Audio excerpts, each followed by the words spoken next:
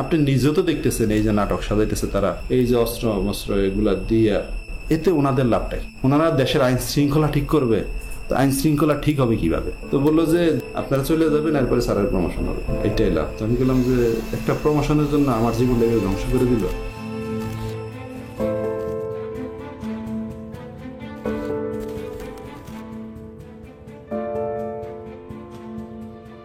If we didn't have that commission, probably it will be just a storytelling. Nobody will believe, somebody will say yes, somebody will say no. Now they have concrete proof and now they will go to the justice. 400 অভিযোগ পেয়েছি মাত্র 13 কার্য দিবসে। যারা গুমের শিকার victim এবং তাদের পরিবাররা প্রায় 1800-র উপরে আমাদের কাছে তাদের কমপ্লেন সাবমিট করেছে। সারা বাংলাদেশের বিভিন্ন পেশাজীবী, বিভিন্ন শ্রেণী পেশার, বিভিন্ন বয়সের, বিভিন্ন জায়গার, এবং তাদের মধ্যে অনেকেরই রাজনৈতিক পরিচয় আছে। কারো কারো ক্ষেত্রে হয়তো রাজনৈতিক পরিচয় ওইভাবে নেই, কিন্তু তাদেরকে জঙ্গি ট্যাগ লাগিয়ে দেওয়া হয়েছে। সব ধরনের মানুষ ছিলেন ভুক্তভোগী।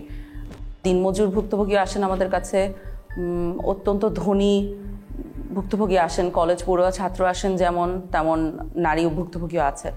এমনকি 10 বছরের কম বয়সী ভুক্তভোগী আমাদের কাছে আসেন। আমি শুধু আমাদের বনাসের আম্মু যখন বোরকা পরতো তখন আম্মুকে একটা কালো কালার টুপি পরাইতো আর একটা হাত করা পরাইতো। মাঝে মাঝে আমাকে নিয়ে যেত, তুই একদিন নিয়ে গেছে, বাকি সময় আমাকে রেখেই গেছে। গুমের সাথে আসলে বাংলাদেশের প্রত্যেকটা বাহিনী জড়িত বলা চলে। সেক্ষেত্রে প্রধানত আমরা যাদেরকে নাম নিতে পারি তাদের মধ্যে হচ্ছে rapid action battalion, Bangladesh police তো আছেই, detective branch of police, CTTC, DGFI, NSI, এগুলো প্রধানত তারা এই গুমের সাথে জড়িত ছিল। কমিশন গঠন হওয়ার পরে মানুষের যেমন প্রত্যাশা ছিল, আমরা নিজেরাও প্রত্যাশা করতাম, আমরা আশাবাদী ছিলাম যে সমস্ত ঘটনার পুঙ্খানুপুঙ্খ আমরা বের করব। এই যে একটা অপরাধ সংগঠিত হয়েছে, যে অপরাধটা স্বাভাবিক কোনো অপরাধ না, যে অপরাধটা একটা পরিকল্পনার ভিত্তিতে রাষ্ট্র কর্তৃক সংগঠিত হয়েছে।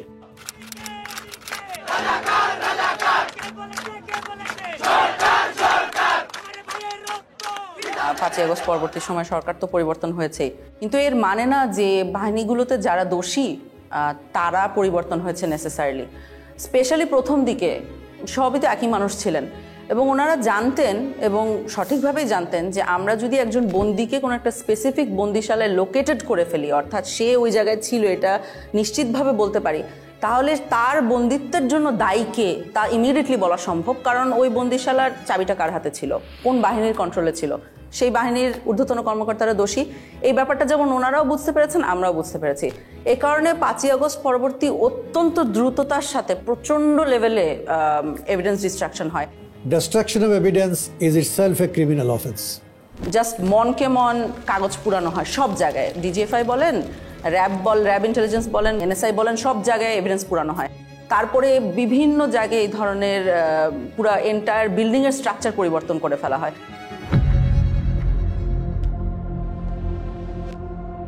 ব্যারিস্টার আরমান জি জবানবন্দিটা দিয়েছিলেন, সেখানে আমরা দেখেছিলাম যে অন্য বন্দীদের সাথে, অর্থাৎ যেমন ব্রিগেডিয়ার আজমি বা মাইকেল চাকমা যারা ছিলেন ডিজিএফআইয়ের হাতে, তাদের জবানবন্দির সাথে খানিকটা পার্থক্য ছিল।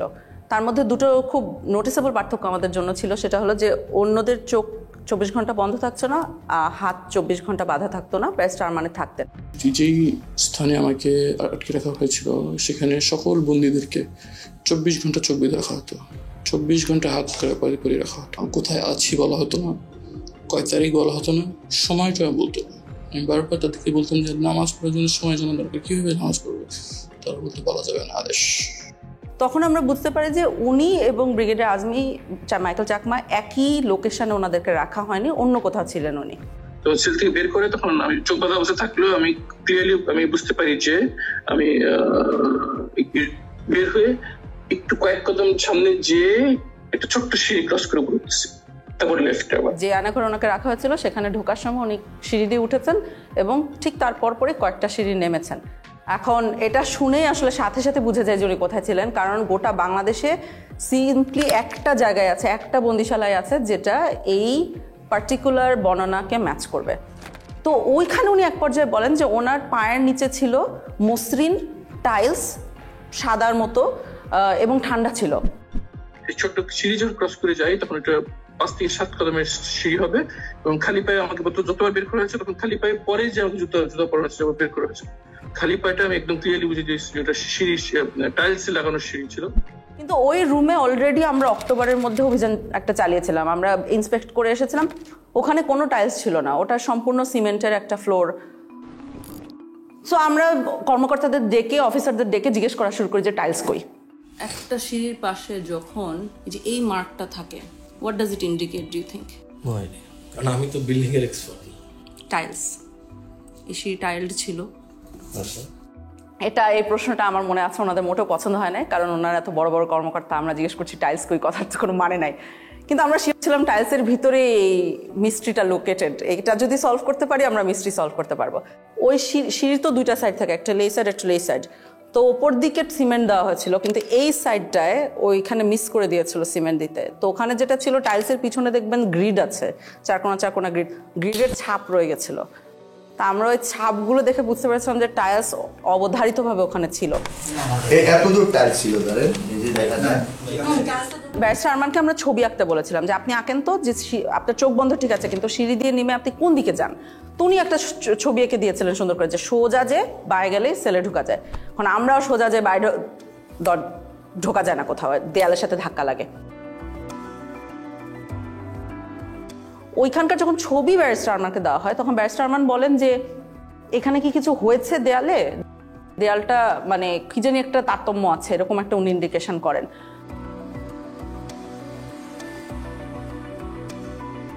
তখন আন্তর্জাতিক অপরাধ ট্রাইব্যুনাল আমাদের যে কলিগরা আছেন ওনাদের সাথে আমরা যোগাযোগ করে একটা ম্যাপ ওনাদেরকে এঁকে দেওয়া হয়।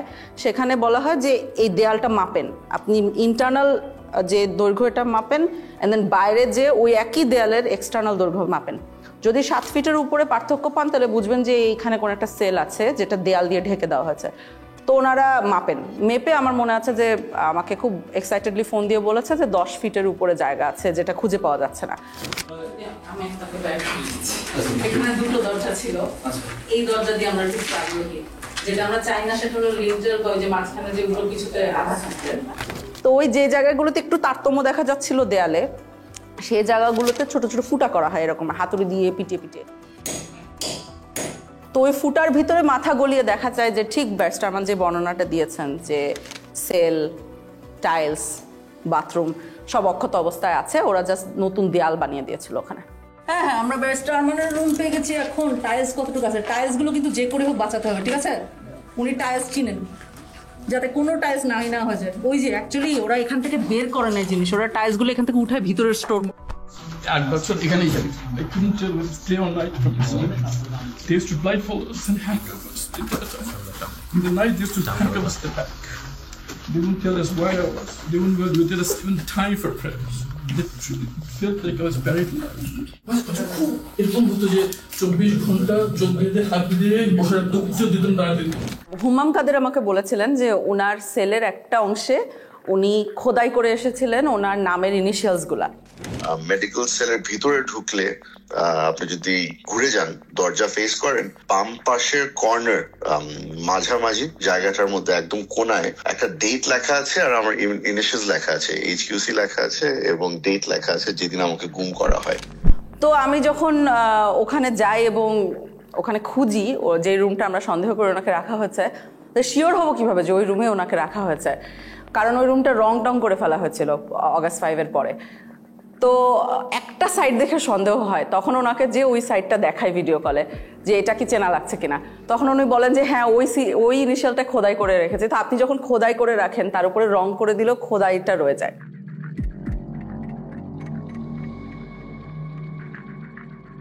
বিগত সময়ে যেটা 2009 থেকে 2024-এর 5ই অগস্ট পর্যন্ত আওয়ামী লীগ শাসনামলে যেটা হয়েছে, আমরা দেখেছি তারা সবসময় একটা বয়ান দিত যে বাংলাদেশে কখনোই গুম হয় নাই। এটা শুধু শেখ হাসিনার মন্ত্রিসভায় অনেক মন্ত্রীরাই অহরহ বলেছেন এবং নিরাপত্তা বাহিনীর প্রধানরাও বলেছেন। নিরাপত্তা বাহিনী কিংবা আমাদের ইসে কোনো গুমের সঙ্গে তারা সংশ্লিষ্ট নয়। 3 ধরনের লোকই গা ঢাকা দেয়, এরা হয়তো কয়েকদিন পরে আবার আত্মপ্রকাশ করে, আবার যারা নাকি ফ্যামিলিগতভাবে মানে কোনো অসুবিধায় পড়ে তারা গা ঢাকা দেয়। যেখানেই গুম হচ্ছে সেখানেই আমরা কিছুদিন পরেই তাকে পাচ্ছি, হয়তো সে নানা কারণে আত্মগোপন করে থাকে, সেইগুলোকে গুম বলে চালিয়ে যায়। গুম বলে কিছু নাই, এরা সবাই লুকিয়ে যাচ্ছে, পালিয়ে যাচ্ছে, বউয়ের সাথে ঝগড়া করে দ্বিতীয় বিয়ে করেছে, ইত্যাদি ইত্যাদি, এই ধরনের বিভিন্ন ধরনের গল্প তারা বলেছে। গুম হওয়ার পরে যখন গুমের শিকার ব্যক্তির পরিবারের সদস্যরা থানায় যেতেন জিডি করার জন্য, যে তার স্বজনকে খুঁজে পাচ্ছে না বা হারিয়ে গেছে বা তুলে নিয়ে গেছে, এইটার ক্ষেত্রে যখন জুডি করতে যেতেন কোনো বাহিনীর কথা উল্লেখ করতেন, থানা থেকে তাদেরকে বিতাড়িত করা হতো। আমার জিডি, আমার আপু আম্মু, আমার স্ত্রী সবাই থেকে জিডি ওই এবং ওই বাড়িওয়ালারা তারা প্রথম থানাতে গেছিল, থানাতে জিডি নেয়নি। যদি কখনো মিসিং ডায়েরি নিত, সেক্ষেত্রে পুলিশ নিজেরা লিখে দিত যে সে বাড়ি থেকে বেরিয়েছে, এরপরে আর ফেরত আসে নাই। আর কখনো যদি কোনো বাহিনীর কথা উল্লেখ করত, সে জিডি কখনো নিত না। এমনও হয়েছে যে বাহিনীর নাম উল্লেখও করে নাই, কিন্তু তারপরও জিডি নেয়নি, থানা থেকে তাদেরকে তাড়িয়ে দেওয়া হয়েছে। আমরা 250টা কেস ফিল্টার করেছিলাম আমাদের 1800-র মধ্যে থেকে, যে 250টা কেসের 3টে বৈশিষ্ট্য ছিল। 250টার কেসে আমরা সমসাময়িক প্রমাণ পাচ্ছি। কি প্রমাণ? যে তাকে যখন গুম করা হচ্ছে তখন তার হয় একটা মিডিয়া রিপোর্ট আছে, সমসাময়িক মিডিয়া রিপোর্ট আছে। তার যে নিখোঁজ হয়ে যাওয়া বা তাকে যে তুলে নিয়ে যাওয়া হয়েছিল, সেইটার জন্য একটা থানায় জিডি করা হয়েছে। কোনো কোনো ক্ষেত্রে তাদের পরিবারের মামলা করেছে। এবং এই লোকটা জীবিত আছে, অর্থাৎ সে আমাকে তার অন্তর্বর্তীকালীন পিরিয়ডে সে কোথায় ছিল এর বর্ণনা দিতে পারছে, যেটা আমরা কোনো না কোনো আয়নাঘরের সাথে ম্যাচ করতে পারছি। ওই এক সাইডে দিয়ে গ্রিলের দরজা ছিল, টয়লেটটা ছিল এই কর্নারে, হ্যাঁ, যেদিকে কলমের মাথাটা রাখছিল, জি জি, এটার সামনে দিয়ে এমনি ওই যে অল্প একটু উঁচু দেয়াল ছিল। এটা কি শুধু সামনে ছিল না সাইডেও ছিল? না, শুধু সামনে ছিল, এক পাশ ছিল। দরজা ছিল ওই আপনার শিক লোহার। শুধু একটা দরজা না দুইটা দরজা? একটাই দরজা, একটা দরজা মানে দুইটা তালা দিত একটা দরজা। সিঁড়ি বয়ে আমাকে ওঠানো হয়, সিঁড়ি বয়ে ওঠানো হওয়ার পরে একটা সাদা ফ্লোরে আমার মানে সমান একটা ফ্লোরে রাখতে দেওয়া হয়, বুঝতে পারি টাইলস, খোপের মানে কাপড়ের দরজা ছিল। ওই খোপটা বেশি উঁচু ছিল না, আমার এতটুকু হবে প্রায় একটুকু। আচ্ছা, আমি একটা ভিডিও দেখি চিনতে পারেন কিনা। জি জি, খোপে খোপ। এটা হচ্ছে সেই সবুজ কাপড়ের, হ্যাঁ সবুজ কাপড়, আমি তো বললাম আপনাকে মেকশিফট যে ফ্রেমটা। জি হ্যাঁ হ্যাঁ, ভেতরে একজন দাঁড়ায় আছে। হ্যাঁ আমি তো বললাম এই পর্যন্ত, আমি তো আগেই বললাম। তার ভেতরে শুয়ে থাকা যাবে।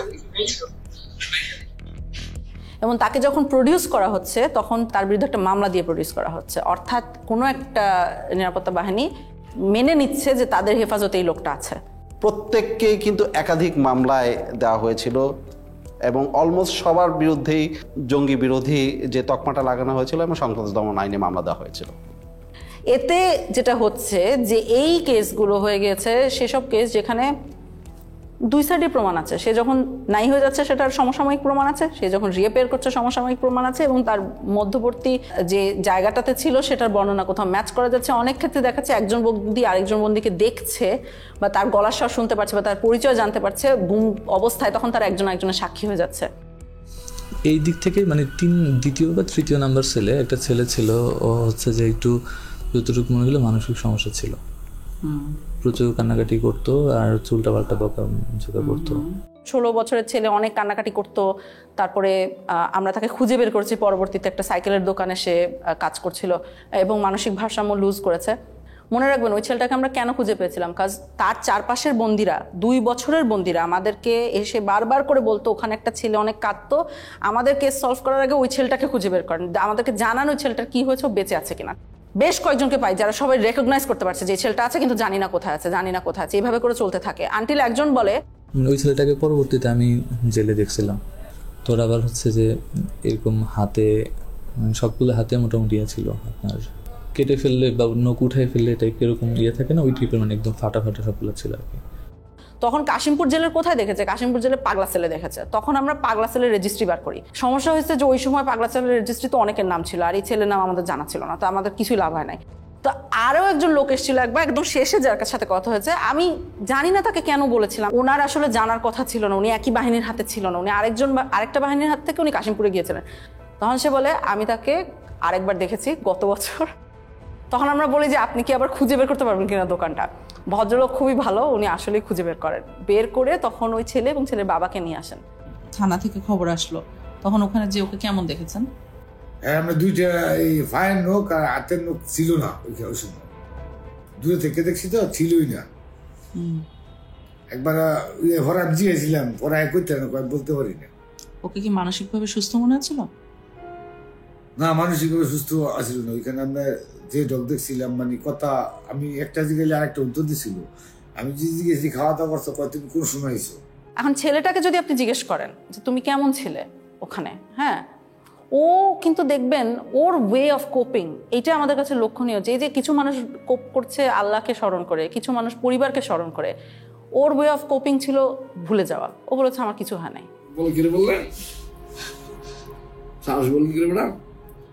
কারণ তুমি 4 বছর অনেক কষ্ট সহ্য করেছো। অনেক কষ্ট, ব্যথা পাইতাম ম্যাডাম। সমস্যা নেই ম্যাডাম, সমস্যা নেই, তোলা কি অসুবিধা হইতো না, ব্যথা কিছু নেই আর কি। যাক, আমার ছেলে ভাই বড় করতে লেগে গিয়া, এটাই বড় কথা। সবাই কয় ভাই সব যা আছে তা হইছ, এখন ছেলে মিলে হয়ে যাওয়া শেষ। মানুষ অনেক কথা গেছিল আর কি, সবাই বলছে যে নাই, এখন আমি উকিলেরও যাই না, কেমন সেরকম কোনোভাবেই হতে পারে না যে তারা নিজেদের মধ্যে কোঅর্ডিনেট করে কাজটা করতে পেরেছে। অর্থাৎ তারা যেটা বলছে সেটা এভাবেই ঘটেছিল, কারণ সমসাময়িক প্রমাণ আছে। এই কারণে এই 250 কেস যথেষ্ট শক্তিশালী একটা এভিডেন্স আওয়ামী লীগের এই মিথ্যা বয়ান ভাঙার জন্য। গুমের যারা ভিকটিম, অর্থাৎ তাদেরকে যখন প্রথম তুলে নেওয়া হয় সেই পর্যায় থেকেই আসলে তাদেরকে নির্যাতন শুরু করে। একাধিক কাপড় দিয়ে তার চোখ মুখ ঢাকা হতো, চোখ বাঁধা থাকতো 3টা কাপড় দিয়ে। প্রথমে একটা কাপড় দিয়ে চোখ বাঁধতো, আর একটা জমটুপি, যেটা জমটুপি পরানোর পরে আবার আরেকটা কাপড় দিয়ে বাঁধতো, আর হ্যান্ডকাপ পিছনে লাগানো থাকতো। মাইক্রোবাস বা যে পরিবহনে উঠানো হতো তার 2 পাশে যখন থাকতো তারা কিন্তু চেপে থাকতেন, তার হাত করা পরিয়ে ফেলতেন, এবং কোনো ক্ষেত্রে তাদেরকে নীল ডাউন করে রাখা হতো সিটের ওখানে, যাতে বাইরের মানুষ কোনোভাবে টের না পায়।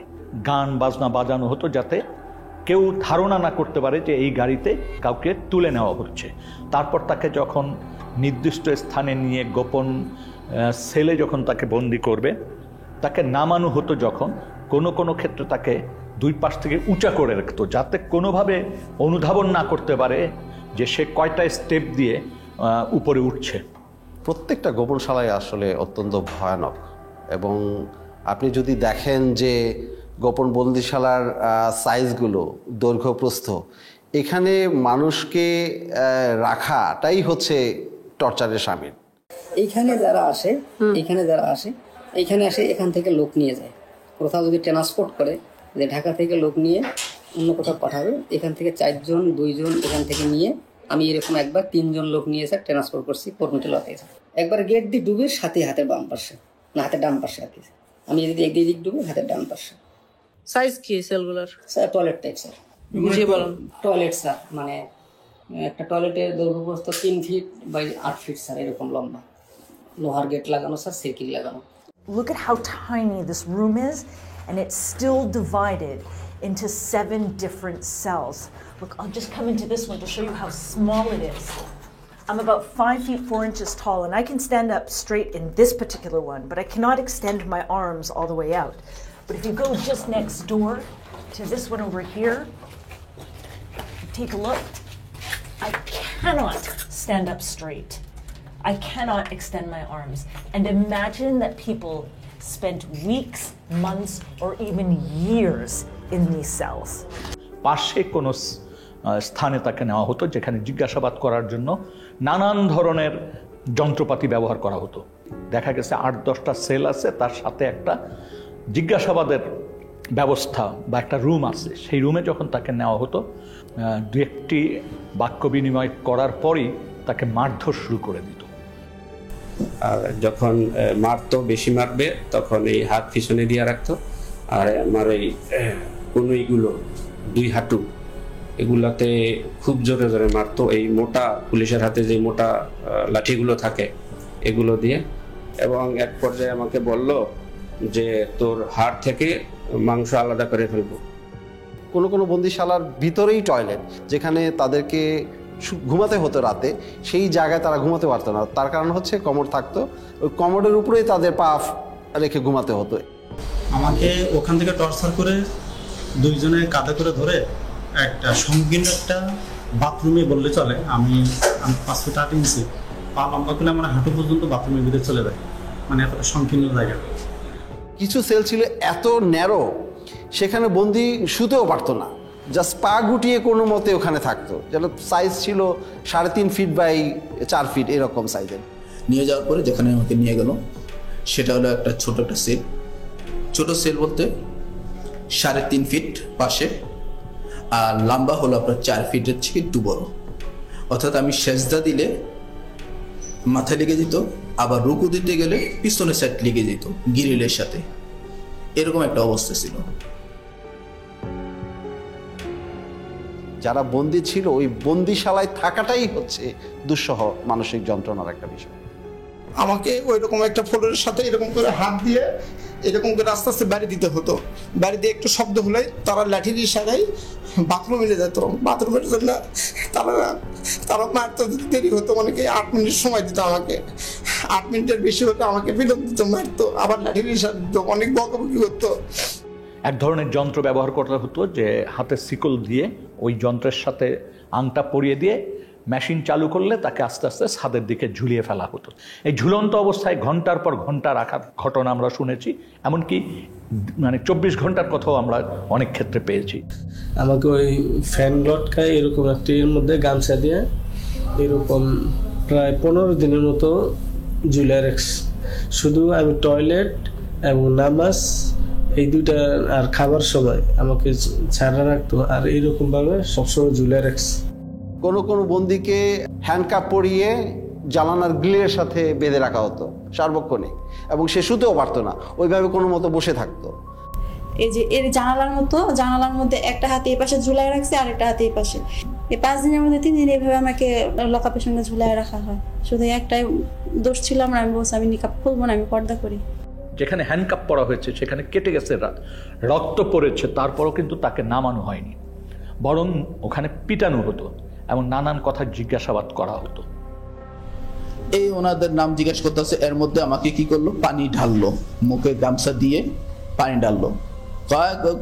কোথায় আছে বল, কোথায় আছে বল, কোথায়, মানে আমাকে মানে একটা সেকেন্ডের সময় দিতে আসে। আমি বলতেছি মুখের মধ্যে ভিজা কাপড় দিয়া প্রায় 2-3 মিনিটের মতো পানি ঢালতো, আর ওই সময় দেখা যায় আমি প্রায় সময় অজ্ঞান হয়ে যেতাম, আর মুখ দিয়া খুব লোট টোট ইত্যাদি এগুলো বের হইতো, তারপরও তারা হাসাহাসি করতো। কোনো কোনো ক্ষেত্রে তাকে চেয়ারে বসানো হতো। চেয়ার আবার 2 ধরনের ছিল। এক ধরনের চেয়ার ছিল যেটা কাঠের ফ্রেম, মানে কাঠের চেয়ার, সেখানে ইলেকট্রিক শক দেওয়ার ব্যবস্থা থাকতো। তো চেয়ারে বসিয়ে ইলেকট্রিক শক দেওয়ার যন্ত্র সাথে সংযোগ স্থাপন করে দিত শরীরে, কখনো কানে, কখনো নখে, কখনো পায়ে, এইভাবে দেওয়া হতো। আমার কানের লতার মধ্যে লাগাইছিল ওই যে কি ওইটা ওই যে কি ইলেকট্রিক ওটা বলতে পারবো না, কিন্তু মনে হলো যে ঠাডা পড়ে মাথা মধ্যে, সুইচ দেওয়ার লাগলে মনে ঠাডা বললো। অনেক ক্ষেত্রে জিজ্ঞাসাবাদের সময় বালতিতে পানি রেখে প্রস্রাব করতে বলা হতো। কারেন্টে শর্ট দিয়েছে, একটা বালতি দিছে, বালতির মধ্যে পানি ছিল, পেশাব করতে দিচ্ছে, অনেক পানি খাওয়ানোর পরে পেশাব করতে দিচ্ছে। পেশাব করার সময় কারেন্টে শর্ট লাগে, পানির মধ্যে যখন পেশাব করে তখন কারেন্টে শর্ট লাগে। বেশ কিছু টর্চার ইনস্ট্রুমেন্ট যেগুলো ধ্বংস করে ফেলা হয়েছে, তার মধ্যে একটা আমরা শুনেছি ছিল যে একটা বালতির মতো, ওটার ভিতরে পা রেখে দিলে আস্তে আস্তে পানি গরম হতো, তখন যথেষ্ট ব্যথা লাগতো। একটা ইনস্ট্রুমেন্ট ছিল যেটা আপনাকে যদি বেঁধে দেওয়া হয় তাহলে ওটা ঘড়ির কাঁটার মতো ঘোরাতে পারতো, 360 ডিগ্রিজ ঘুরতো। র্যাবের কাছে ঘোরে যে চেয়ারগুলো, এগুলো পেয়েছি। স্বাভাবিক একটা চেয়ারে বসানোর পরে আমাকে ওই হুইল চেয়ারের মতো যেমন পা রাখা যায় ওরকম পাদানি আছে, পাদানের উপরে পা রাখার পরে পা থেকে মাথা পর্যন্ত অনেকগুলো বেল লাগায়। তো পা এইগুলো যখন করছে তখন আমাকে কিছুক্ষণ ঘোরানো হয়েছে। একটা পেয়েছি আমরা কিন্তু ময়লার আবর্জনার ভিতরে, মানে ওটাকে ফেলে দেওয়ার জন্যই রাখা হয়েছিল, আমরা যে ওইখানে খুঁজে খুঁজে বের করে এনেছি। কোনো কোনো ক্ষেত্রে নখকে বিচ্ছিন্ন করে ফেলা হতো। কোনো কোনো ক্ষেত্রে সুই ঢুকানো হতো, এবং কারো কারো ক্ষেত্রে সম্পূর্ণ উলঙ্গ করে ঝুলিয়ে রাখা হতো। মাথা নিচের দিক পা উপর দিক দিয়ে ঝুলে, আর আমার শরীরে কোনো পোশাক রাখে নাই তখন, একেবারে উইদাউট ড্রেস। তারপরে এলো পতারে আমাকে দুইজনে একসঙ্গে পিড়াতে থাকে। দুই হাতে বাঁধতো, বাঁধার পরে এমনি বসায়া এই যে এই জায়গাটা লাঠি ঢুকাইতো, লাঠি বড় একটা লাঠি ঢুকাইতো, লাঠি ঢুকায় লাঠিটা এমনি দইরা এই যে দুইটা চেয়ার নিত, এই দুইটা চেয়ারের উপরে ঝুলাইতো, আমাদেরকে পিড়াইতো। তারা গান গাইতো, এক এক সময় মমতাজের গান গাইতো যে বুকটা ফাইটা যায়, এই কথার গান, আবার দিল তো পাগল হে, এই গান কইতো আর পিড়াইতো। এবং আমি একটি ক্ষেত্রে জানতে পেরেছি যে তাকে উলঙ্গ করে একজন নারীর সামনে উপস্থাপন করা হয়েছে। খুবই দুর্ভাগ্যজনক যে একটা মানুষকে কতটুক অপদস্থ, অপমান করতে, ঘৃণাকর পরিস্থিতিতে ফেলতে এই ধরনের ব্যবস্থা আমাদের রাষ্ট্রীয় বাহিনীগুলি, সংস্থাগুলি করেছে। আমাকে উলঙ্গ করে আমার লজ্জাস্থানে ইট বাইদা প্রায় 1 থেকে 1.5 ঘন্টা আমাকে এরকম একটা অবস্থায় রাখছে। তো যতই কষ্ট হয়, মানে তারা খুব হাসাহাসি করে। যেমন একটা বন্দির ক্ষেত্রে আমরা জানতে পেরেছি যে ওই বন্দিটার গায়ের ওড়না টেনে নিয়ে গেছে কোনো একজন সিকিউরিটি ফোর্সের সদস্য, এবং তাকে বলা হচ্ছে তুই তো একসময় খুব পর্দা করতিস, হ্যাঁ ইসলামিস্ট, তোকে দেখ এখন কেমন লাগে। এইভাবে তুচ্ছ-তাচ্ছিল্য করা হয়েছে। বন্দির মাসিকের সময় যা প্যাড দেওয়ার কথা, ওইটা প্যাড দিয়ে ওটা নিয়ে খুব হাসাহাসি করতো। ওইটা খুবই তার জন্য একটা লজ্জাজনক বিষয় হয়েছিল যে সবার সম্মুখে অনেক হাসাহাসি করছে। এই বিষয়টা খুবই পীড়াদায়ক।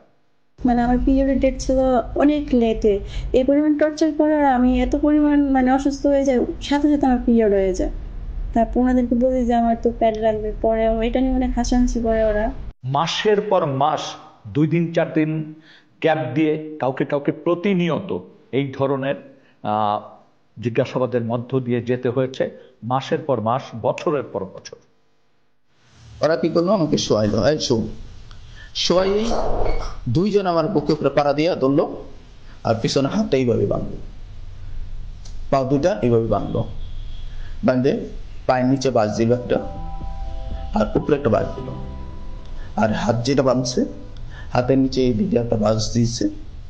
আমি তো ফুলের মধ্যে শোয়া, এই পাশের উপরে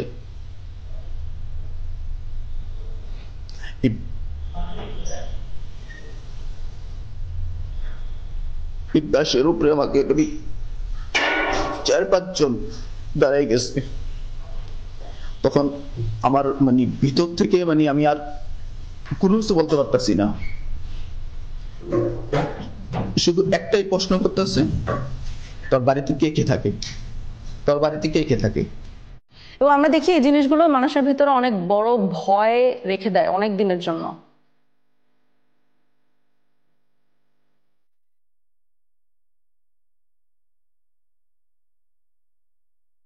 আমাদের অনেক ভুক্তভোগী হায়েস গাড়িকে ভয় পায়, কারণ তাকে হঠাৎ করে রাস্তার মধ্যে থেকে টেনে হায়েস গাড়িতে উঠানো হয়েছে। আমাদের অনেক ভুক্তভোগী এসি রুমকে ভয় পায়, কারণ এসি রুমে, টর্চার রুমগুলোতে এসি থাকতো, কারণ আই সাপোজ অফিসাররা যখন এগুলো করতেন ওনারা ঘামতে চাইতেন না। গানটা সাউন্ড আসতোই, মানে ঠিক থাকতে পারতাম না, আর শুধু চিৎকার সাউন্ড আসতো। গান বাজিয়ে মারধর করা হতো, যখন সাউন্ড আসতো মানে কোনো প্রকার, আমি তো মানে টেনশন। আমি গানটা আমি কয়েকবার দেখার চেষ্টা করছি, ঠিক মতো আমি দেখতে পারিনি। চিকিয়া কালিয়ারে ওই গানটা আপনি দেখতে পারেন নাই? জি, গানটা আমি কয়েকবার দেখার চেষ্টা করছি, ওইভাবে আমি দেখতে পারিনি।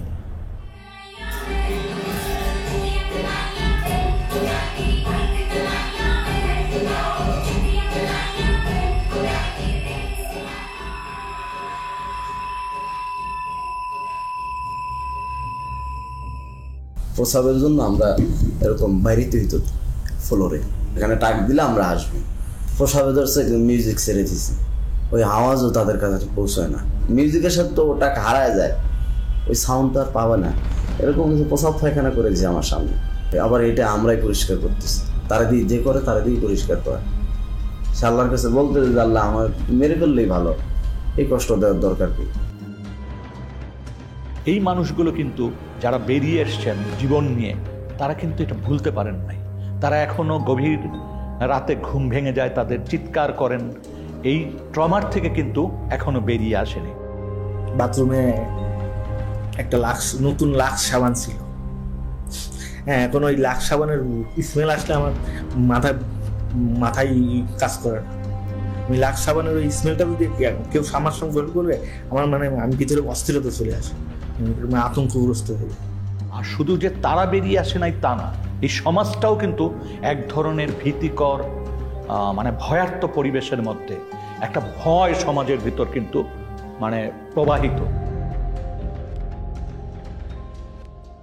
আওয়ামী লীগের শাসন আমলে আমরা যেটা দেখেছি মূলত হচ্ছে বিরোধী রাজনৈতিক দলকে দমন করার জন্য এই গুমকে একটা হাতিয়ার হিসেবে ব্যবহার করা হয়েছে, এবং সেক্ষেত্রে তাদের প্রধান টার্গেট ছিল বিএনপি, জামাতে ইসলামী এবং ইসলামী ছাত্র শিবিরের নেতাকর্মীরা। সরকারের বিরুদ্ধে যখন জনমত তৈরি হয়ে যেত, সরকারের বিরুদ্ধে যখন মানুষ প্রশ্ন করা শুরু করত, যখন সংঘবদ্ধ আন্দোলনের চেষ্টা হতো, বিরোধী দল বিরোধী মত যখন সংগঠিতভাবে ঐক্যবদ্ধভাবে কোনো বিষয়কে প্রোটেস্ট করতে চাইতো, তখনই এই নির্যাতনের মাত্রা বেড়ে যেত, মানুষের ঠিয়ানার সংখ্যা বেড়ে যেত। এবং আমরা যেটা দেখেছি যে প্রত্যেকটা জাতীয় নির্বাচনের আগে গুমের সংখ্যা অস্বাভাবিকভাবে বেড়ে যেত। এটা আমরা দেখেছি 2014 নির্বাচনের আগে, অর্থাৎ 2013 পিরিয়ডে, এবং 2018 সময় 2017-18, এবং 2024 নির্বাচনের ঠিক আগে 2023 শেষের দিকে এবং 24 শুরুর দিকে।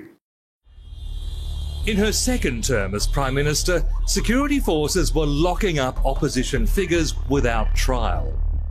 Among them, a popular official with the Bangladesh Nationalist Party, Sajidul Islam Suhon. In December 2013, eyewitnesses say he and 5 friends were taken by authorities and never seen again. কেন নিল? কি দোষ আমার ছেলের? আমার ছেলে নাই, আমি কি করবো পয়সা থেকে? এটা আমরা সন্ত্রাস বিরোধী ট্রাইব্যুনালেও দেখতাম যে অস্বাভাবিকভাবে মামলার সংখ্যাটা বেড়ে যাচ্ছে, এবং সেখানে মূল আসামি হিসেবে যাদেরকে দেখা হতো তারা হচ্ছে তৎকালীন বিরোধী রাজনৈতিক দলের নেতাকর্মী। মিডিয়াকে আইনশৃঙ্খলা রক্ষাকারী বাহিনী, র্যাব, ডিজিএফআই, বিভিন্ন গোয়েন্দা সংস্থা তাদের মতো করে ব্যবহার করেছে। তারা যেই ধরনের গল্প বানিয়ে দিবে সেই গল্পটাই যাতে প্রচার করা হয়, এবং মিডিয়া সেটা প্রচার করত নির্দ্বিধায়, কোনো জায়গায় কিন্তু তারা প্রশ্ন করত না, একদম হুবহু একই বয়ান, বাহিনী যে বয়ানটা দিত সেই গল্পই তারা ছেপে দিত। যখন একজন গুম হচ্ছে, there are one of two things যেটা হতে পারে, একটা হলো তাকে মেরে ফেলা হবে বা তাকে বাঁচিয়ে রাখা হবে। বাঁচিয়ে রাখার পরবর্তী কি হবে? বাঁচিয়ে রাখার পরবর্তীতে বেশিরভাগ কেস হলো যে তাদেরকে মামলা দিয়ে ছেড়ে দেওয়া হচ্ছে। বাংলাদেশে মামলাগুলো যথেষ্ট ভয়ঙ্কর, এটা কিন্তু আমরা বলছি যে ক্রিমিনাল জাস্টিস সিস্টেম গুমের সাথে কন্টিনিউয়াস একটা সিস্টেম ছিল।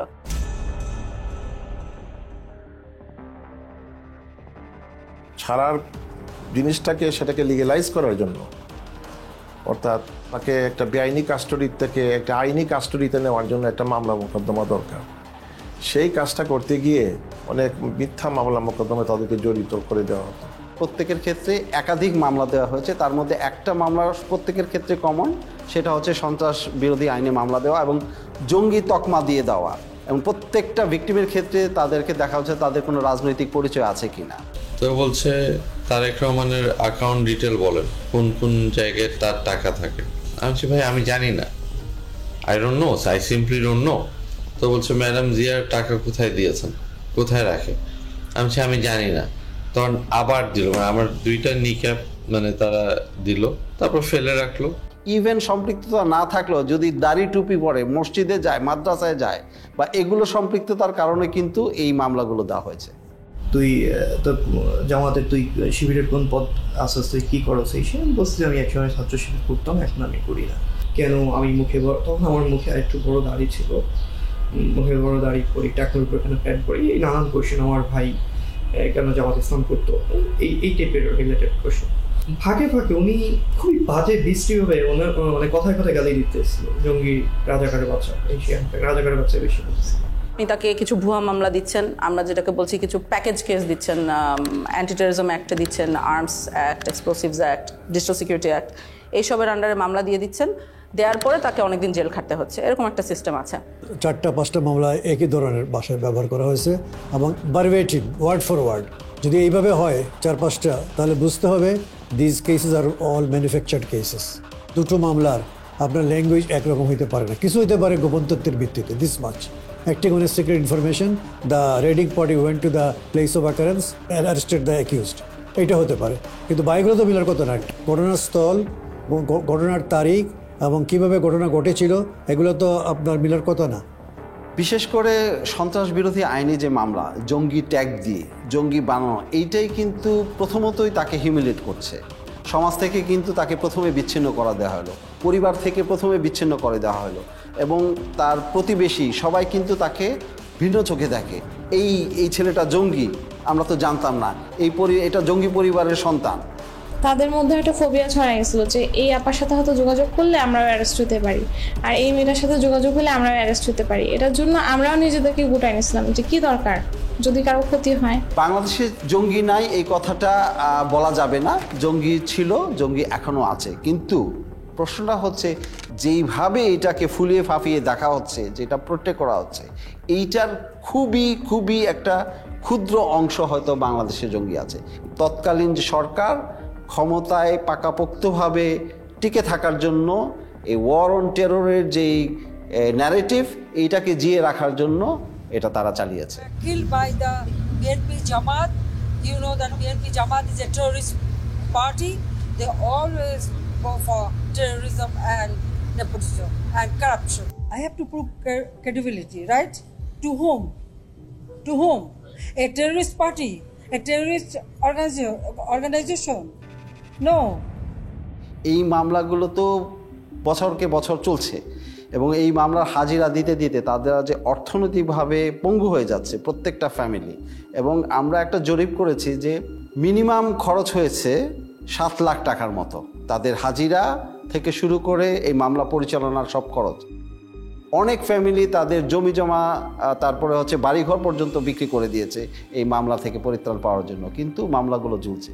প্রায় 3 লাখ টাকার মতো খরচ হয়েছে জামিনের পিছনে, আসা যাওয়ায়, গাড়ি ভাড়া, এটা হচ্ছে নিট একটা কস্ট। তারপর তো অন্যান্য জায়গায় এখানে টাকা খাওয়াইছে, ওইখানে টাকা খাওয়াইছে, বাড়িতে পুলিশ গিয়েছে কয়দিন পর পর, ডিবি থেকে লোক গিয়েছে, ওরা গিয়ে বসে থাকছে, তো বিভিন্ন ধরনের কথাবার্তা বলছে, ওদেরকে টাকা দেওয়া লাগছে, টাকা পয়সা না নিয়ে কেউ কখনো আসে নাই, থানায় টাকা দেওয়া লাগছে, বিভিন্ন সময় বিভিন্ন জায়গা থেকে সংস্থার লোক গেছে, ওরা টাকা খাইছে, অনেক টাকা পয়সা খরচ হয়েছে 16 সালেও। এখানে একটা দুঃখজনক বিষয় হচ্ছে যে অনেক ক্ষেত্রে দেখা যায় মামলাগুলো ভুয়া প্রমাণিত হওয়ার পরে তাকে বেকসুর খালাস করে দিয়েছে, কিন্তু তাকে যে এই যে 4 বছর বা 5 বছর যে সে কারাগারে বন্দী ছিল, এটা তাকে কে ফিরিয়ে দেবে?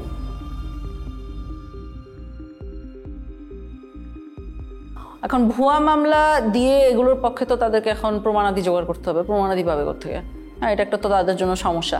তো ওখানে একটা বেশ well developed systematic torture regime ছিল আসলে। এই টর্চার করে কনফেশন আদায় করা হতো, স্বীকারোক্তি আদায় করা হতো। আমাকে লাস্ট এটাই চাইতেছে আব্দুল মুমিন আমি স্বীকার করতাম, মানে আপনার পরিচয় বদলানো। হ্যাঁ, পরিচয় বদলাম। তো আমি আব্দুল মুমিন স্বীকার করে নিছি। করে নেওয়ার পরে এই যে এখন বাসজলা দিয়ে লাস্টে বলতেছে তোর নাম আব্দুল মুমিন, আর তোর বাপ যদি জিজ্ঞাসা করে, কথা জিজ্ঞেস করে বলবি যে আমি বাবার সাথে রাগ করে তাবলিগে চলে গেছিলাম, তাবলিগের কিছু জিনিসপত্র আছে এই ব্যাগের মধ্যে, এই ব্যাগটা নিয়ে তুই চলে যাবি, ওরা ছেড়ে দিয়ে আসো। যেহেতু সব ম্যাজিস্ট্রেট এক না, কিছু কিছু ভালো ম্যাজিস্ট্রেটও আছে, তাই কিছু ম্যাজিস্ট্রেট আবার থাকতো খারাপ, এবং সবাই জানতো তারা মানে কারা, যারা এগুলো মেনে নেবে, এই ধরনের ফোর্সড স্বীকারোক্তি বা গুম হওয়া সত্ত্বেও জিনিসটাকে কগনিসেন্সে না নেওয়া। তো ওই সব মানুষদের সামনেই যাওয়া হতো, ওদের সামনেই এদেরকে প্রডিউস করা হতো, তারা ফোর্স স্বীকারোক্তি মেনে নিত। না, আমি বলছি না, আমি 160 আমার মাইরে ফেলাইতো, আমি 160 করতে 160 করতে দিলে আমার ফাঁসি হয়ে যাবে, আমি তো এগুলো কোনো কিছুর সাথেই নাই। আপনারা যা বলতেছেন আমি এগুলো কিছুই জানি না, সব সাজায় আপনারা দিচ্ছেন। তখন আমারও ওই আয়ু বলতেছে, ওই প্রথম দিন আমাকে যখন, এটা আপনাকে কি বলবো, মানে প্রথম দিন আমাকে যখন ওয়াটার বোর্ডিং দিয়েছে, তখন আমার মানে আমি প্রসব করে দিয়েছিলাম আর কি। তো ওই জিনিসটা ও আবার আমাকে রিমাইন্ড করে দিচ্ছে যে তোরে যে মনে নাই তোরে যে তুই যে প্রস্তাব করে দিছিস রিসিলি মেয়েদের লগে আজকে কিন্তু আবার সেইভাবে মারতে টানায় পিড়ামো, কিন্তু তুই যা বলি সেইভাবে কর। করে নিয়ে আসছে, করে নিয়ে আইসা বলতেছে এমন একজন জাজের কাছে নিয়ে আসছে, আইসা বলতেছে ও 164 দিতে চায় না, অনেক চেষ্টা করছি দিতে চায় না। পরে বলে যে আবার সেই কোর্টের যে জাজ বলতেছে ও এখনো দাঁড়ায় আছে কিভাবে, এটারে কেমন 164 দেয় না, এটা তো দাঁড়ায় আছে সুস্থ আছে, 164 দেওয়ার জন্য কিছু মশলাপাতি খরচ করতে হবে না। A GUM or enforced disappearance is a violation of human rights. So the judges as a whole should be sensitized about the human rights, about the various human rights instruments and the violation of those human rights. Magistrate সাহেব উনি ডাক দিয়ে বললেন যে আপনাদের আসামি তো করতেছে না, কি বলে বালকরূপ স্বীকারোক্তি দিচ্ছে না। একটা এগ্রিজিয়াস কেস আমাকে যেটা খুব ডিস্টার্ব করেছে সেটা হলো যে সে আমাকে বর্ণনা করছিল যেটা ম্যাজিস্ট্রেটকে যে বলেছে যে প্লিজ আমি এতদিন ঘুমছিলাম, আমি আসলে এটার সাথে জড়িত না। হ্যাঁ, অনেক সাহস করে এটা সে ম্যাজিস্ট্রেটকে বলেছিল। ম্যাজিস্ট্রেট তখন যে পুলিশ সাথে নিয়ে গিয়েছিল পুলিশকে ডেকে বলেছে এই যে দেখেন কি বলছে, তখন তাকে বাইরে নিয়ে যাওয়া হয়। সিএম কোর্টের বারান্দায় এটা সময় 8 বা 9 তলায় কিছুক্ষণ আমাকে মারধর করলো। আমার এখানে সময় দাগ আছে মনে হয়, এটা ওরা আমাকে মাথাটা ধরে স্যার গ্রিলের মধ্যে এটাতে বাড়ি মারতে ধরছে, তখন আমার হাতে হ্যান্ডকাপ ছিল, তো আমি মাথাটা বাঁচানোর জন্য আমি এটা যখন আনছি তখন আমার এখানে পড়ছে, তাই আমি নিচে ফেলে পাড়াইলো, কিছুক্ষণ মারলো, অনেক চিৎকার চেঁচামেচি করতেছিলাম, কারণ আমি হচ্ছে কেউ তো আসলো। যখন চিৎকার চেঁচামেচি করতেছি তখন ম্যাজিস্ট্রেট আবার আয়োকে ডাকে পাঠাইছে যে এত আওয়াজ করতেছেন কেন। আর মানে কি বলবো, এটা অবিশ্বাস্য বিষয়। আমি প্রশাসনকে কাছ থেকে দেখছি আর আমি অবাক হয়েছি যে আসলে পুরোটাই একটা system. Most of the judges were at the beck and call of the high command of the then ruling party. That's why they did not dare to take any effective steps against the enforced disappearances of the victims or abduction of the victims, The judiciary must be proactive instead of reactive. The judiciary must come forward, protecting and promoting the human rights of the people through adjudication of disputes in a very bold and assertive manner. Boldness is an integral part of the personality of a judge. A weak person is not suited or suitable for the position of a judge. Judges must know how to deliver justice impartially, effectively, and in a neutral manner. কিছু মানুষকে বাঁচিয়ে রাখবে কিন্তু release করতে পারবে না বাংলাদেশে, নানাবিধ কারণ থাকতে পারে সেটার জন্য। তখন তাদেরকে আমরা দেখছি ইন্ডিয়াতে পার করে দেওয়া হয়। ইন্ডিয়াতে পার করার পদ্ধতিটা আমরা বুঝতে পেরেছি বন্দীদের সাথে কথা বলে, সিকিউরিটি ফোর্সের ভিতরে যে হুইসেল ব্লোয়াররা আছে তাদের সাথে কথা বলে, এবং অনেক সময় আমরা নথিপত্র মিলিয়ে দিন তারিখ চেক করেও ওগুলোকে কনফার্ম করেছি যে এভাবেই ঘটেছে।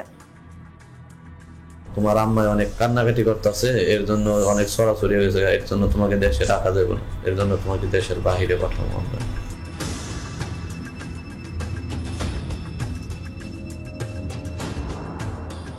নদী পার করাইলো, ওই নদীর পার করানোর পরে তারপরে কাঁটাতারের একটা বেড়া আছে,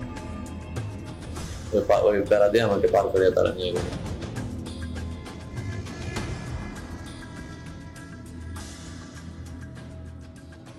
ওইখানে নিয়ে 2টা লোক আইছিল হুমরাই করে, বললো তোর পার করে দিব, তারপরে তুই ওই জায়গায় কতদিন থাকবি, আবার আমরা তো আবার ব্যাগ নিয়ে ইন্ডিয়াতে নিয়ে যাওয়া হতো। আমাদের বাহিনী নিয়ে যেত 300-400 মিটার ইনটু দ্য বর্ডার, নিয়ে যেয়ে ওই বাহিনীর হাতে হ্যান্ড ওভার দিত। একটা বিশেষ ক্ষেত্রে আমরা দেখেছি যেখানে বন্দি এক্সচেঞ্জ হয়েছিল।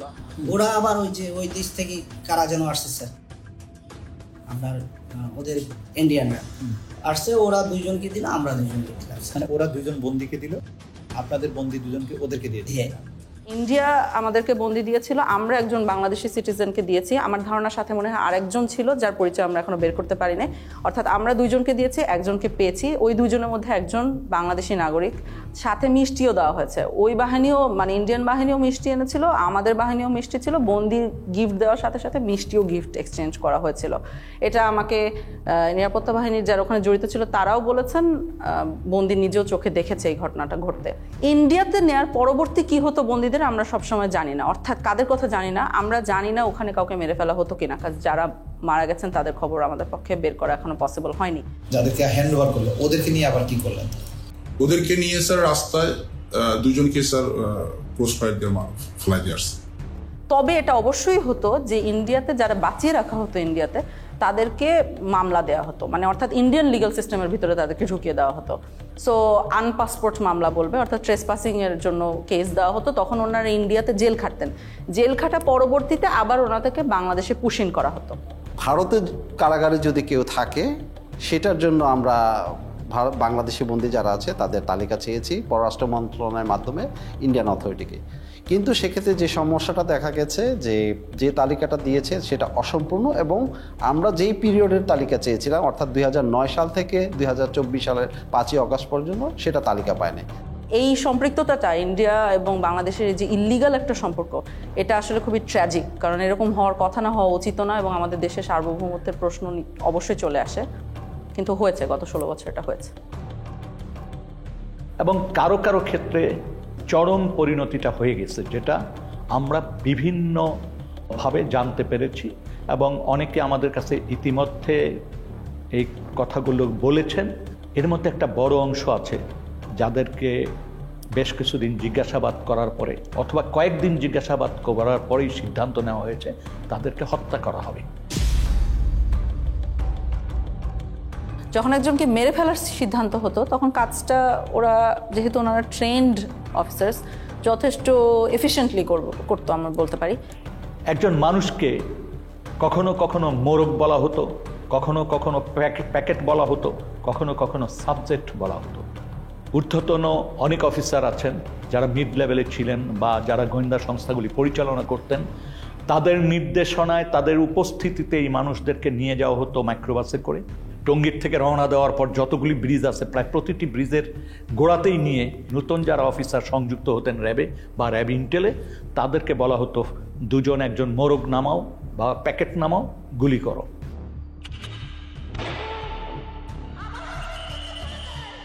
যখন ক্রসফায়ার বেশি সমস্যা হয়ে গেল আন্তর্জাতিকভাবে এবং জাতীয়ভাবে, যে এরা এটা নিতে পারতেছিল না আর এটা ক্রিটিসিজম, তখন ওরা বললো যে আরে আমরা বডি প্রডিউস করি কেন, নাই করে দিলি তো হয়, তাহলে তো কেউ বুঝবে না কি হয়েছে। তখন এটাই মুভ করলো ওরা, এটা একটা ডিসিশন ছিল।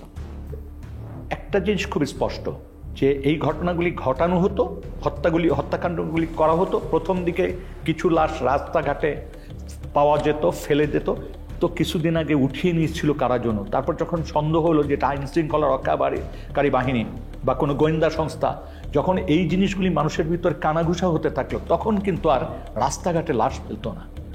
একটা বেশ কমন মেথড ছিল যেটা গোটা দেশে ব্যবহার করা হতো, সেটা হলো নৌকায় নিয়ে যে গুলি করে মেরে ফেলা। এরপরে যখন যাওয়া শুরু হলো, আমরা ইয়েতে যাওয়ার পরে উনি ডেস্টিনেশনটা আগে থেকে বলা যাবে কোথায় যাবো, তো বলতে সাউথের দিকে যাবো।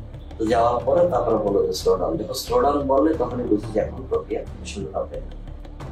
যখন খোলের ভিতর দিকে তাকে তুলে নিয়ে আসে, সিমেন্টের বস্তা কিন্তু বাইরে থাকে স্যার, খোলের মুখটা খুলে একজন করে তুলতেছে স্যার, সিমেন্টের বস্তা দিয়ে সে বেঁধে ফেলতেছে, পাথে হচ্ছে হাঁটু বরাবর, হাঁটু বরাবর বেঁধে পায়ের কাছে সিমেন্টের বস্তা তাকে একদম কর্নারে রাখছে।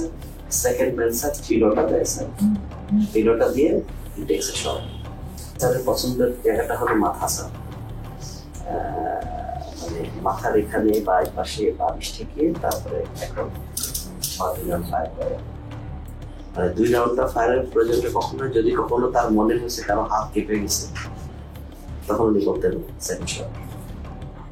সেনাবাহিনীর একটা ক্যাম্প আছে ওই ব্রিজের গোড়ায়, সেখানে সুন্দরবন থেকে একটা ট্রলার নিয়ে আসা হয়েছিল, দস্যুদের কাছ থেকে উদ্ধার করার ট্রলার, যেটা জেনারেল জিয়াউল হাসানের টিম এটা এনেছিল। এবং পরবর্তীতে আমরা জেনেছি যে জিয়াউল হাসানের প্রত্যক্ষ তত্ত্বাবধানে অনেক মানুষকে ওখানে নিয়ে যাওয়া হতো রাতের গভীর রাত্রে। এই জায়গাটা এবং বন্দিরা থাকতো নিচে এখানে এই ডেকের উপরে, কোনো কোনো সময় তো ডেকের ভিতরে থাকে। অ্যান্ড দেন অফিসাররা, কারণ ডেকের ভিতরে না থাকলে দেখা গেলো মাঝে থেকে ফেলে এরকম হয়। ওরা সবই এখানে বা কেউ এখানে থাকতো। অ্যান্ড দেন এখানে এনে শুট করে এখান থেকে ফেলে দিবেন, ওখান থেকে পেট ফাটতেছে ওখানে কুইক অ্যাকশন। তো গুলি করে মেরে ফেলার পরে পেটটা চিরে দেওয়া হতো এবং বডির সাথে সিমেন্টের বস্তা বেঁধে দেওয়া হতো বা ইটের বস্তা, যাতে ওনাদেরকে যখন ধাক্কা মেরে নদীতে ফেলে দেওয়া হচ্ছে তখন তারা ডুবে যেতেন। তার হচ্ছে গিয়ে এখানে যাওয়ার পরে এই যে মানুষটাকে শোয়া দেন, যাওয়ার পরে বাঁধার পরে তারপরে আপনার গুলি করে ফেলা দেওয়া হয়। এদিকে বাঁধার রশিটা রেডি থাকে, ওইদিকে সিমেন্টের বস্তার সাথে রশি বাঁধা রেডি, যেমন রশি বাঁধার থেকে সিমেন্টের বস্তা খুলে না যায়, তারপরে বাকি রশিটা এখন এইটা কোমরের সাথে দিয়ে বাঁধা সবচেয়ে সহজ, that of any other places of the whole body. এখানে গুলি করে লোয়ার পোর্শন ধরে ফেলে দিল। কে ফেললো? জিয়া তো গুলি করলো, এখন জিয়েই ফেললো না সাথে আরো যে লোক ছিল তার কে ফেললো এটা আমার খেয়াল নাই, এখান থেকে করে ফেলে দিল। তবে বেশ কিছু ক্ষেত্রে লাশ ভেসে উঠেছে, আমি এর ধরনের কেস দেখেছি যেখানে লাশ ভেসে উঠছে বুলেট উন্ড কপালে এবং গায়ে সিমেন্টের বস্তাটা কোনো কারণে একটা ছেড়ে গিয়েছে, অন্যটা রয়ে গেছে, এরকম অবস্থায় উঠছে। নারায়ণগঞ্জের 7 খুনের যে হত্যাকাণ্ড এবং তার লাশ লুকিয়ে ফেলার যে প্যাটার্ন, এই প্যাটার্নের সাথে অনেক অংশে মিলে যায়। এরকম নানাবিধ মারার আসলে টেকনিক ছিল, বিভিন্ন বর্ণনা থেকে আমরা পাই। কোনো কোনো ক্ষেত্রে বিষ প্রয়োগ করেও হত্যা করা হয়েছে, ইনজেকশন দিয়ে মারা হতো, এটার বর্ণনা পেয়েছি আমরা যারা এটা নিজে চোখে দেখেছে। হ্যাঁ, ইনজেকশন পুশ করা, অনেক সময় গাড়িতে ইনজেকশন পুশ করতেছে, নিজে করতেছে। একজন মানুষকে মেরে ফেলে তার লাশটা রেল লাইনে ফেলে দেওয়া হতো, মানুষ রেল লাইনে কাটা পড়েছে এই হিসাবে জিনিসটাকে প্রতীয়মান হয়। কিছু কিছু ক্ষেত্রে দেখা গিয়েছে যে অনেক সময় লাশের হাতে হ্যান্ডকাফ অবস্থায় রেল লাইনে কাটা লাশ পাওয়া গেছে, তো বোঝাই তো যাচ্ছে কি হয়েছে, নাহলে হ্যান্ডকাফ আসলো কোথা থেকে। একজন ভিকটিম তো বেঁচেই আছেন যাকে গাড়ির সামনে, ট্রাকের সামনে ফেলে মারার চেষ্টা হয়েছিল এবং এরকম অনেকাংশে তো সাকসিডও করতো, এভাবে করে মেরে ফেলতো। ওই আবদুল্লাহপুর আশুলিয়া রোড যেটা, সেখানে নিয়ে যাওয়ার পরে উনি অন্যদেরকে নেমে যেতে বলে। নামার পরে আমাকে যে কানে কানে বলতেছে, ভাইজান আমাকে ক্ষমা করে দিয়ে দেখেন, আপনাকে তো চলন্ত গাড়ির সামনে ফেলে দেওয়ার জন্য বলা হয়েছে। হঠাৎ করে মানে আমাকে ধাক্কা দেওয়া হলো এবং আমি খেয়াল করতেছিলাম যে গাড়ি শব্দ আসতেছে, তো আমি তো তখন ধরে নিয়েছি যে আমি শেষ, আমি পড়ে গেছি। পড়ে যাওয়ার পরেও দেখতেছি যে আমি বেঁচে আছি। আমার তুলে ধরে বলছে যে আপনি ভয় পাবেন না,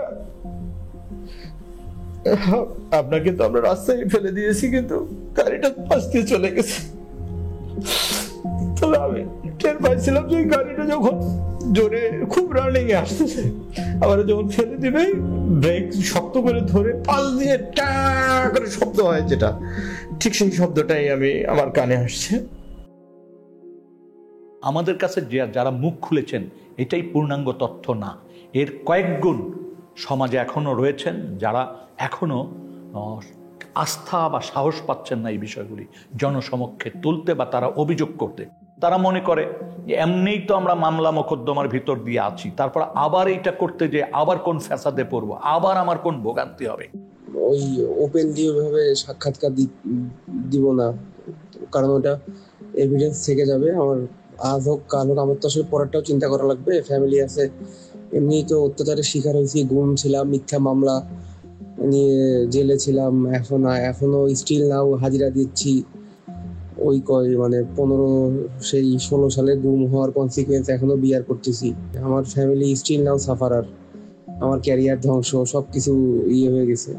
তার মানে এখনো কিন্তু আমরা এমন একটা পরিবেশ নিশ্চিত করতে পারিনি যে পরিবেশে মানুষ ভয়হীনভাবে এসে রাষ্ট্রের কাছে বা রাষ্ট্রের সংস্থাগুলির কাছে এসে বলতে পারে যে আমার জীবনে এই ঘটনাগুলি ঘটেছে।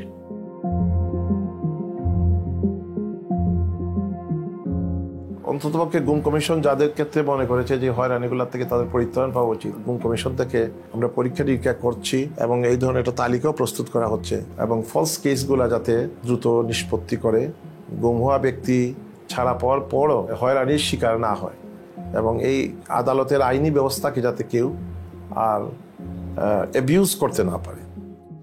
যাদের বিরুদ্ধে এই মামলাগুলো দিয়ে দেওয়া হয়েছে, সন্ত্রাস দমন আইন বা অন্য যে আইনি মামলা হয়েছে, এই প্রত্যেকটা মামলা যাতে দ্রুত নিষ্পত্তি করা যায়, সেটা যাতে এক্সপিডাইট করে, সেটার জন্য সুনির্দিষ্টভাবে সরকারকে বলেছি। দ্বিতীয়ত হচ্ছে যে সন্ত্রাস দমন আইনটাকে সংশোধন করার কথা বলেছি, 3 নম্বর জিনিসটা হচ্ছে যে এটার সাথে সম্পৃক্ত যেটা যে বাংলাদেশে জঙ্গিকে মোকাবেলার জন্য, জঙ্গি ইস্যুটাকে ডিল করার জন্য আমাদের এখানে সুনির্দিষ্টভাবে কিছু স্ট্র্যাটেজি ঠিক করতে হবে। এর পাশাপাশি যেটা হচ্ছে যে রিহ্যাবিলিটেশনের যে বিষয়টা আছে সন্ত্রাসদের মোকাবেলার ক্ষেত্রে, এই বিষয়টা মনে হয় কার্যকর হতে পারে, সেটাকে আমরা ফোকাস করেছি। গুম হওয়া এবং কেউ মারা যাওয়ার মধ্যে একটা বিস্তর ফারাক আছে। সেটা হলো কেউ যখন মারা যায় তখন তার সম্পত্তি ভাগ হয়ে যায়, একটা ডেথ সার্টিফিকেট আসে, সম্পত্তি ভাগ হয়ে যায়, একটা ক্লোজার আসে। কিন্তু কেউ যখন গুম হয়, যেহেতু সে মারা গিয়েছে এই কথাটা বলতে পারা যায় না, কারণ আমরা আসলে জানি না সে মারা গেছে কিনা, তখন কিন্তু কোনো ডেথ সার্টিফিকেট ইস্যু করা যায় না। ডেথ সার্টিফিকেট ইস্যু না করার সাইড ইফেক্ট আপনি দেখেন, ধরেন ভদ্রলোকের ব্যাংক অ্যাকাউন্টে টাকা আছে বা তার সম্পত্তি আছে, কিছু ভাগ হওয়া সম্ভব না। সো পরিবারগুলো অলমোস্ট রাতারাতি পথে বসে যায়, দেখতে পারে যে ব্যাংক অ্যাকাউন্টে টাকা আছে, দেখতে পারে যে তার সম্পত্তি আছে, কিন্তু সে কিছু ব্যবহার করতে পারে না।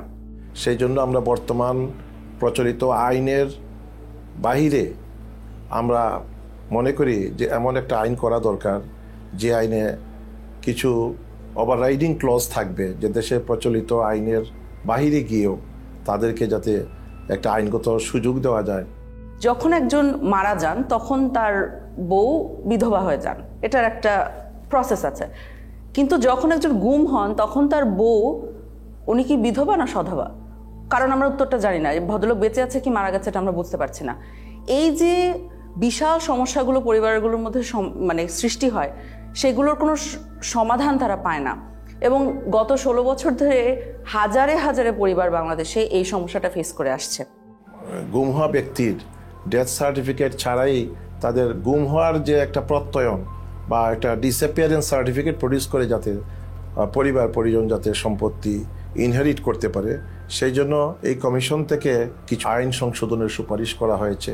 অন্ততপক্ষে আর্থিক দুর্দশা কিছুটা হলেও লাঘব হবে। তবে এটা সত্য কথা যে গুম হওয়া ব্যক্তির অনুপস্থিতি বা গুম হওয়া ব্যক্তিকে উদ্ধার করে না দিতে পারলে অপূরণীয় ক্ষতি সেটা কোনো আইন দিয়ে বা তার সম্পত্তি দিয়ে বা সম্পত্তির অংশ দিয়ে সেটা পূরণ হওয়ার নয়।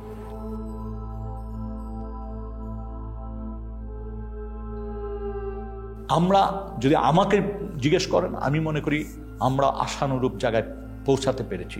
কিন্তু তারপরও বলবো, এত সংখ্যা এবং এত গভীরে এই অপরাধ সংগঠিত হয়েছে, এটার জন্য সময় একটা বড় ফ্যাক্টর। সেই বাহিনীর সদস্যরা যারা এই অপরাধের সাথে যুক্ত ছিল, তারা কিন্তু তাদের একটা বড় অংশ কিন্তু এখনও এই কাঠামোগুলিতে অবস্থান করছেন। তারপরে যাদেরকে চিহ্নিত করা গিয়েছিল প্রাথমিকভাবে, তারা কিন্তু পালিয়ে গেছেন। গুম ও বিচার বহির্ভূত হত্যাকাণ্ডের সঙ্গে সংশ্লিষ্টতার কারণে আইন শৃঙ্খলা বাহিনীর 42 কর্মকর্তার পাসপোর্ট বাতিল করা হয়। জানুয়ারি মাসে এদের বেশ কয়েকজনের বিরুদ্ধে গ্রেফতারি পরোয়ানাও জারি করে আন্তর্জাতিক অপরাধ ট্রাইব্যুনাল। যখন অ্যারেস্ট ওয়ারেন্ট বের হয় তখন কিন্তু তারা অনেকেই দেশে ছিলেন, কিন্তু পাসপোর্ট না থাকা সত্ত্বেও ওয়ারেন্ট বের হওয়ার পরপরই অনেক ঊর্ধ্বতন কর্মকর্তারা দেশ ছেড়ে পালিয়ে যায়। পালিয়ে যাওয়ার পরবর্তীতে এগুলোর এন্ড রেজাল্ট কি হবে? তো ধরেন আপনি বাংলাদেশ থেকে পালাচ্ছেন, মোস্ট লাইকলি আপনাকে ইন্ডিয়া যেতে হবে, কারণ ল্যান্ড বর্ডার আমাদের এসেনশিয়ালি ইন্ডিয়ার সাথে, মায়ানমারের যুদ্ধ হচ্ছে, সো ওনারা এদিকেই যাবেন। কারণ আপনি যদি দেশের একজন গোয়েন্দা বাহিনীর প্রধান হয়ে থাকেন, কয়েকজন মিলে আপনি ইন্ডিয়াতে গেলেন, ইন্ডিয়া কি করবে ফার্স্টে? ইন্ডিয়া যেটা করবে হলো আপনাকে বসে আপনাকে ইন্টারোগেট করবে। এখন আপনি চিন্তা করেন যে বাংলাদেশের সকল সেন্সিটিভ তথ্য যাদের ভিতরে আছে তাদেরকে আমরা এসেনশিয়ালি ওনাদের হাতে তুলে দিচ্ছি, বা ওনারা ওনাদের হাতে নিজেরা সোপর্দ হচ্ছেন। এই যে এত বছর যারা গুম খুনের সাথে জড়িত ছিলেন, তারা তো আমরা যেটা বলছি অনেকেই বাহিনীগুলোতে আছে। ওনারা কি চাইবেন? ওনারা চাইবেন ভবিষ্যতে ওনাদের এই অপরাধগুলো যাতে রিভিলড না হয়। এখন আমরা তাদের অপরাধের কথা জানি আর না জানি, আমরা ধরে নিতে পারি এখন যে আমাদের শত্রুপক্ষের গোয়েন্দা বাহিনীগুলো ডেফিনেটলি জানে। তাহলে ভবিষ্যতে তাকে ব্ল্যাকমেল করতে কি লাগবে? শুধু বলতে হবে, তুমি যদি না করো এই কাজটা, তাহলে কিন্তু আমি তোমার পূর্ববর্তী গুম খুনের কথা আমি কিন্তু তোমার বউকে বলে দিব, খুব বেশি যেতে হবে, বা সোশ্যাল মিডিয়ায় ফাঁস করে দিব। তখন কি হবে? আপনি নিরাপত্তা বাহিনীগুলোর ভিতরে স্তরে স্তরে মানুষ রাখছেন যারা ব্ল্যাকমেলের ক্ষেত্রে ভালনারেবল। আপনি যদি জিনিসগুলোকে সামনে নিয়ে আসেন, যে জিনিসটা আপনি লুকিয়ে রাখছেন না, সেটা দিয়ে কিন্তু আপনাকে ব্ল্যাকমেল করা যায় না। তো আপনি জিনিসগুলো সামনে নিয়ে আসেন, আপনি গুম কমিশনের সাথে কথা বলে ফেলেন, তাহলে এই সমস্যাগুলো কিন্তু চলে যায়। এই অপশনটা না নেওয়াটা আমার কাছে বোকামি মনে হচ্ছে এবং দেশ বিরোধী একটা কাজ মনে হচ্ছে। এই প্রসেসের পিকে প্রাইম মিনিস্টার্স অফিস, অনেক সময় ওনার পক্ষ থেকে ডিফেন্স অ্যাডভাইজার ছিল, তো উনিও মাঝে মাঝে ইন্টারফেয়ার করতেন, কথা বলতেন, আদেশ নির্দেশও দিতেন। So out of the way I went to PM and requested her যে সালাউদ্দিন কাদের চৌধুরীর ফাঁসি হয়ে গেছে, তার ছেলেটাকে এটা করা হয়েছে, এটা খুব এটা দেখা উচিত, আমাদের ফ্যামিলিটা খুব broken and his relatives have requested. আমি নিজে প্রিয়ামকে বলেছি, আমার সাথে মানে আমি 2 বার ওনাকে বলেছি, এটা আমার নিশ্চিত মনে আছে। এবং her response was ছেড়ে দিব না, ছেড়ে দিব না, মানে আমি দেখি কি করা যায়। অ্যাডভাইজারকে তুমি বলছো, আমি বলছি। এবং ওনার কি ক্ষমতা ছিল তখন ওটাকে সমাধান করার? অর্থাৎ ধরেন উনি চাইলে কেউ বের করে দিতে পারতো? পিএম চাইলে হবে না, মানে এটা যা চাইবে তাই হবে।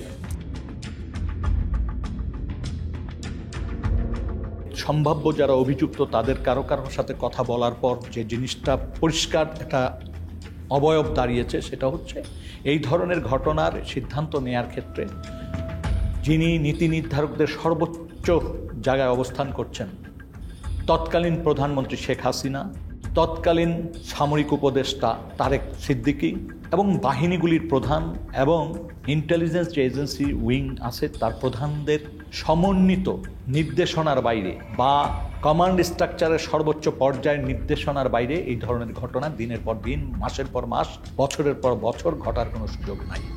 সুতরাং তৎকালীন প্রধানমন্ত্রী শেখ হাসিনার এই দায় এড়ানোর সুযোগ নাই।